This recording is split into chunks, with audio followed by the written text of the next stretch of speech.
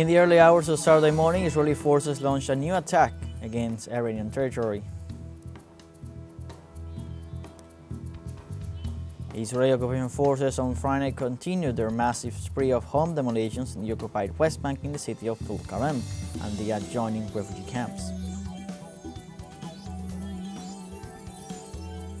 In the United States, massive protests against Donald Trump's anti-immigrant policies are expected on Saturday.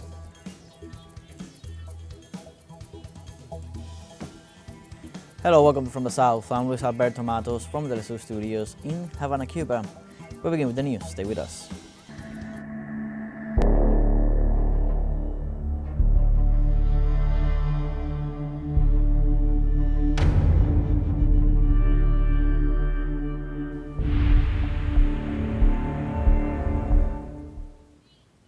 Early Saturday morning, Israeli forces launched new attacks on Iranian territory.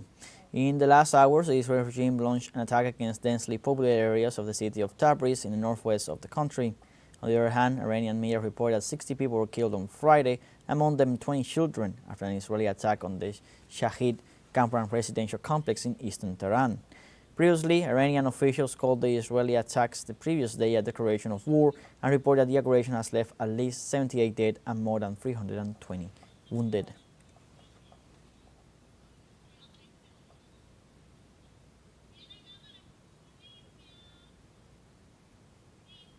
In Iran, the Air Defense Force shot down 8 fighter planes, missiles, and drones amid the latest aggressions received by Israel. Several drones, micro-air vehicles, and missiles of the Zionist regime were successfully destroyed thanks to the readiness of the country's air defense systems.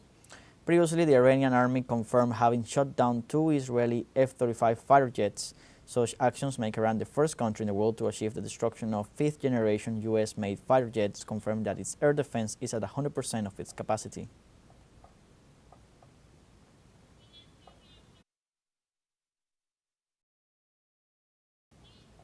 And on Saturday, Iran launched a 5th wave of missile strikes against several targets in Israel in response to the Zionist attacks against Iranian nuclear facilities and senior officials. Israeli media reported on Saturday significant damage during the latest attack that hit the city of Rishon LeZion, while in Tel Aviv, serious damage to infrastructure was also reported and millions of people fled in panic to bomb shelters. The authorities report at least 3 dead and nearly 70 injured during Iranian retaliatory attacks. Operation True Promise 3, launched on Friday by Iran's Islamic Revolutionary Guard Corps, targeted 150 Israeli military sites, including the Nevatim Air Base and the IDF General Staff Building in Tel Aviv, which was hit twice.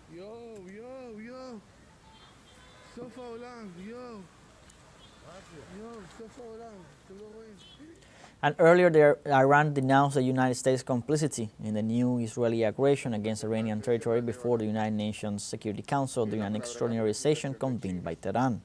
Iran's ambassador to the UN, Amir Said Iravani, stressed that the Security Council must condemn Israeli aggression against Iran in the strongest possible terms. In this regard, he stressed that anything else would mean the collapse of the international system and an invitation to chaos, and silence will be equivalent to participating in this crime. The ambassador and permanent representative of Iran emphasized that Israel carried out a series of coordinated and previously planned military attacks against several cities in the Persian country, taking full advantage of the intelligence and political support of the United States.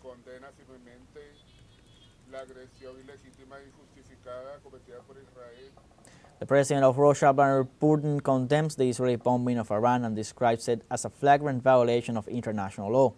In a telephone conversation with his Iranian counterpart, Masoud Pezeshkian, the Russian president expressed his condolences to the government and the nation of Iran for the killing of several senior military commanders, nuclear scientists, and dozens of citizens in Israeli attacks. He further stated that he had conveyed his deep concern to the Israeli officials over the latest brutal attacks against Iran. The Iranian president reminded Putin that Iran has stated that it does not intend to develop nuclear weapons and is ready to provide assurances to the relevant international legal bodies in this regard.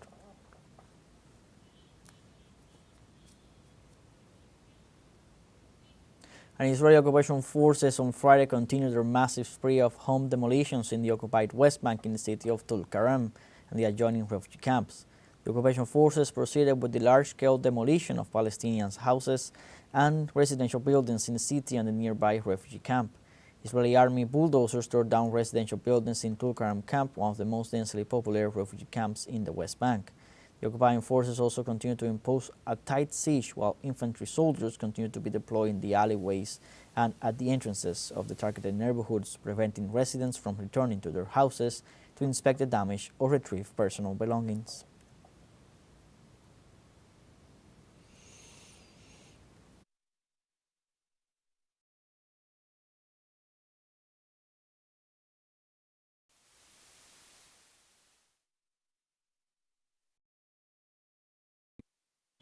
And Pope Leo XIV urged Israel and Iran on Saturday to show responsibility and act reasonably following an exchange of intense airstrikes between the two countries that killed dozens of civilians.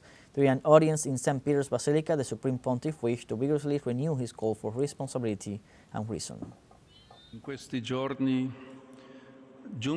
These days we are getting news that is causing great concern.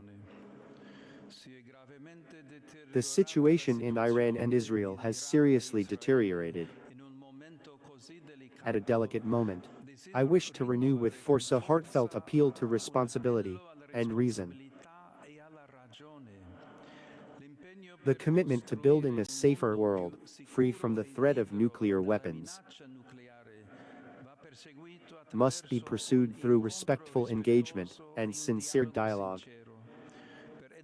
Foundations upon which to build lasting peace, rooted in justice, fraternity, and the common good. No one should ever threaten the existence of another. It is the duty of all nations to uphold the cause of peace, initiating paths of reconciliation and promoting solutions that guarantee security, dignity, and hope for all peoples. And the resilience convoy heading to Gaza to deliver humanitarian aid staged a sit-in at the Ismailia checkpoint in Egypt to protest against their forced expulsion and denial of permits to continue their mission. The convoy's board decided to camp on the roadside in response to this unexpected event. They announced that participants have been repressed with physical violence by the military police and their passports have been confiscated. Egyptian authorities are trying to disperse the participants amidst calls for the people of the African country to take to the streets and join the caravan that is preparing to reach Gaza. Activists urge the Egyptian government to open the Rafah crossing and allow a global convoy to reach Gaza.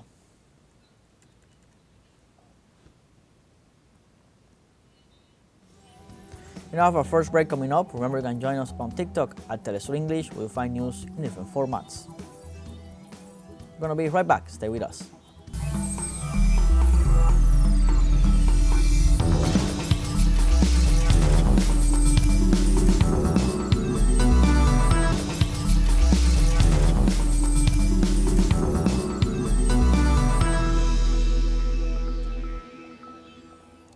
Welcome back. The flight data recorded from the crashed Air India flight was recorded Friday and will likely lead to clues about the cause of the accident. London-bound Boeing 787 struck a medical college hostel, but the plane came down shortly after the takeoff in a residential area of the northwestern city of Ahmedabad. Civil Aviation Minister Ram Mohan Naidu said in a social media post that the black box recovery marks an important step forward in the investigation. Investigators continued their search in the site of one of India's worst aviation disasters, and Prime Minister Narendra Modi met with the lone survivor passenger a day after the crash.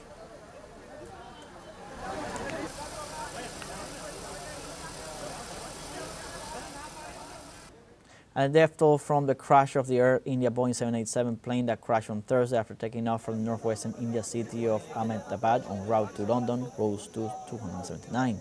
Though an official statement with the final figures has not yet been issued, police sources indicate that the final death toll could be between 274 and 279. Air India Flight 171 crashed on Thursday, less than a minute after its takeoff at 1:39 p.m. local time to London's Gatwick Airport, according to Indian Civil Aviation.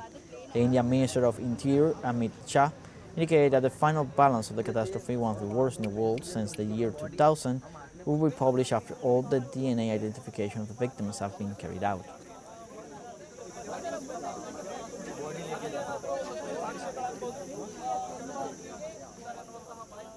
And the United Nations Stabilization Mission in the Democratic Republic of the Congo, MONUSCO, reaffirmed its commitment to support all initiatives to reduce tension in the country. During a visit to the strategic city of Goma, the head of the mission, Bintu Keita, held a meeting with representatives of the rebel group M23, where she affirmed that the meeting is part of a joint effort that began several months ago for the benefit of the population. The rebel leaders expressed their willingness to seek a peaceful solution to the crisis, emphasizing the commitment of MONUSCO to facilitate all ongoing peace initiatives. The head will appear before the UN Security Council on June 27th to present the situation in the Democratic Republic of the Congo. Dans un contexte de tensions persistantes, il y a quelques jours de mon briefing, Thailand and Cambodian officials held talks Saturday ahead of a joint border commission meeting in Phnom Penh that seeks to reduce tension between the two countries. The Ministry of Foreign Affairs of Thailand informed in a statement that Thai Prasas Vin Chai and Cambodian Lam Chea had an open and frank discussion before the meeting of the commission they both lead. The meeting is being held to reduce tensions in the area and allow people on both sides of the border to live peacefully together. Thai Foreign Ministry spokesman Nikordensh Balankura said this in a press briefing. The meeting takes place in the midst of increasing bilateral tensions after the death of a Cambodian soldier in an exchange of fire between the two armies in a disputed area on May 28th.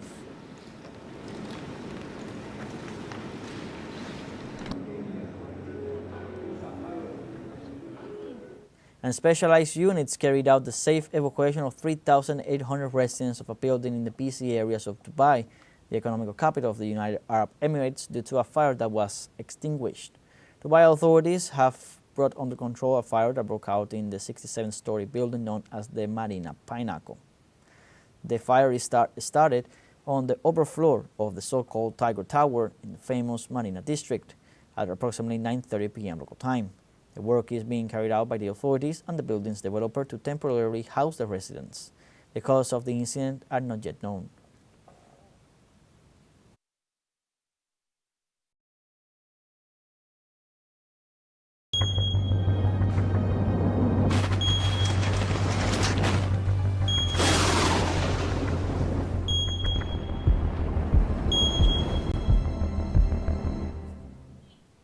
In South Africa, the death toll due to flooding in the Eastern Cape province has risen to 78, while rescue and search efforts for missing persons continue for the third consecutive day. Prime Minister of the Eastern Cape province, Oscar Mabuyan, explained that the floods reached up to 4 meters in height in some areas, taking the population by surprise while they were sleeping. The most affected areas were the city of Tata and nearby towns, where the current swept away victims along with parts of their homes and cars. The South African government classified the event as a national disaster in the most affected provinces due to the magnitude of the events.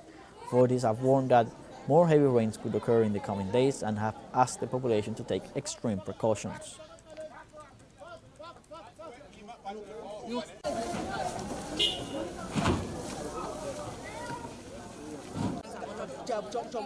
The Brazilian Ministry of Foreign Affairs announced Friday that Vietnam joined BRICS as a partner country. Brazil, which holds the pro-tempore presidency of BRICS, announced the entry of Vietnam as a partner country of the bloc, thus becoming the 10th country ally of the international organization, together with Belarus, Bolivia, Kazakhstan, Cuba, Malaysia, Nigeria, Thailand, Uganda, and Uzbekistan. The Asian country, which has a population of almost 100 million people and a dynamic economy that is strongly integrated into global value chains, is joining in favor of South-South cooperation. The next summit of the group, which is essential to consolidate this expansion and a new category of partners, will be held in Rio de Janeiro on July 6th and the 7th of this year.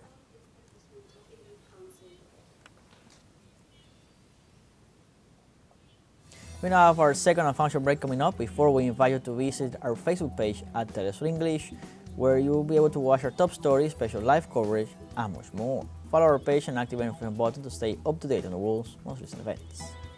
After our break, we're going to be right back.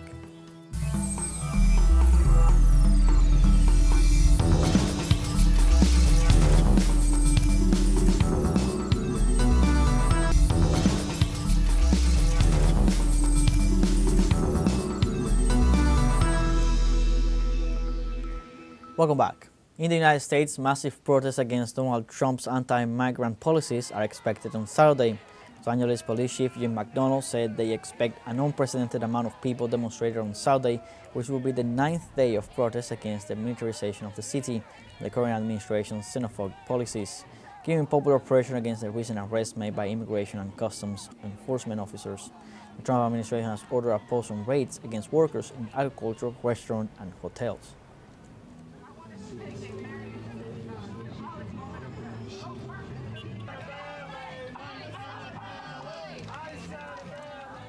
And also in the United States, the Central District Court of Tennessee held the first hearing of Kilmar Abrego Garcia, who pleaded not guilty to allegedly smuggling undocumented migrants. Abrego, who was mistakenly deported to El Salvador 3 months ago, pleaded not guilty to conspiracy to illegally transport undocumented migrants for financial gain. The defense asked the District Court of Maryland for sanctions against the Trump administration under the Federal Civic Procedure Law for the government's repeated violations of its obligations, containing the Supreme Court ruling that required facilitating his return. Abrego's wife, Jennifer Vasquez Sura, declared that Abrego Garcia became one of the more than 200 victims of President Trump's offensive.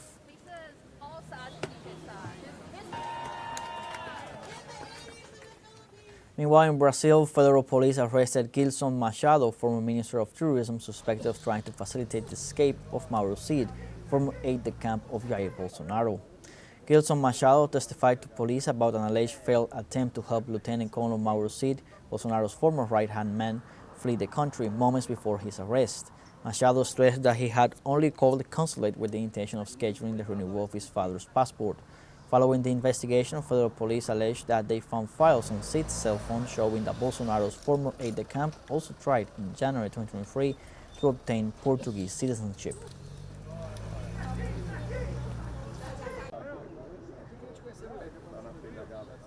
And reparations and dignity measures for the Mayachi women of Rabinal arrived late and are at risk of non-compliance due to appeals filed after the sentencing of 3 former police officers to 40 years in prison for sexual violence during the military dictatorship. These 2 members of the Ash women's case survive by weaving nuts from palm leaves while they wait for reparations and justice for the crimes against humanity they suffered more than 4 decades ago.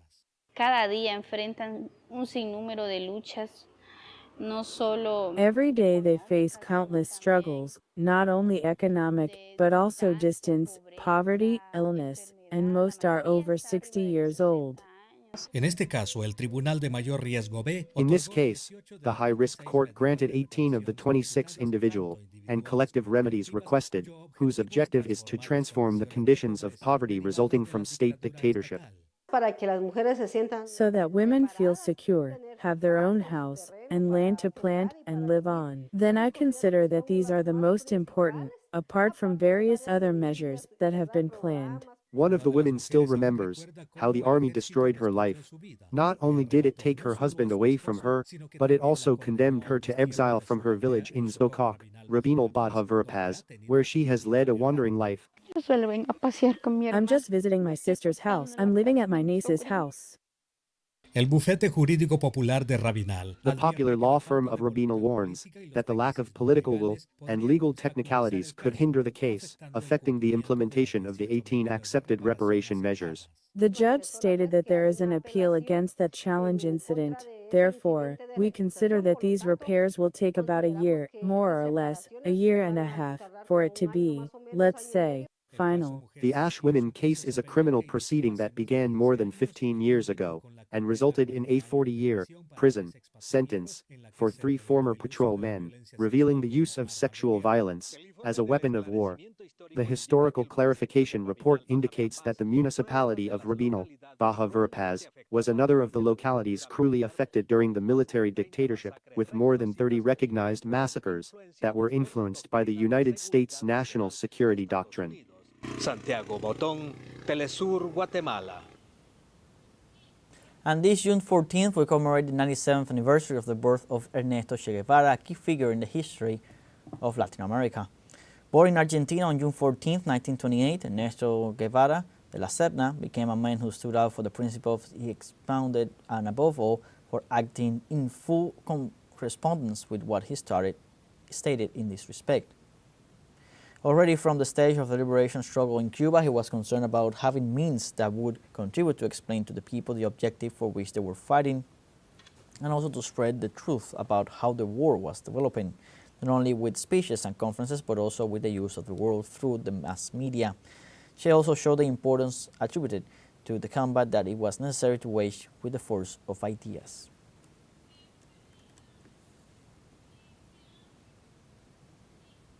Like this, we have come to the end of the news brief. Remember, you can find more of these on our website at telesurenglish.net. So join us on our social media, Facebook, X, Instagram, Telegram, and TikTok.